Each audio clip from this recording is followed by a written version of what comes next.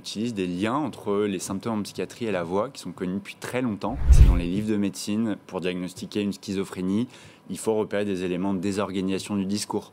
Dans la manie, c'est la fluctuation du débit de parole qui diminue en phase dépressive, qui monte en phase maniaque. Et donc en fait, on va chercher des liens qui sont connus dans la recherche et par les cliniciens, sauf qu'on va les chercher de manière automatique grâce au machine learning.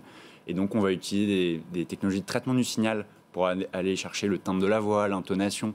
Et on va coupler ça avec des technologies de NLP, de transcription, pour aller chercher la richesse lexicale, la structure des phrases. Et donc certains vont préférer tenir un journal vocal, de même, une fois par semaine, répondre à quelques questions.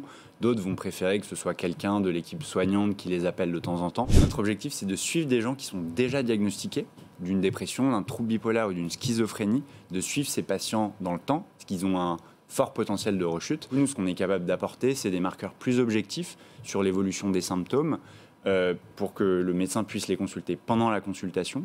Et après, il y a un cas où si l'état du patient se dégrade trop entre deux consultations, on va pouvoir avancer la prochaine consultation et agir avant qu'il soit trop tard. Je pense qu'il ressort quand on sort avec les psychiatres, c'est qu'il y a un vrai besoin de nouveaux moyens, de nouveaux outils. Il y a un quart des psychiatres qui ont plus de 65 ans, il y a une prévalence des troubles qui monte en flèche chez les jeunes. Donc il faut agir, il faut trouver de nouvelles solutions.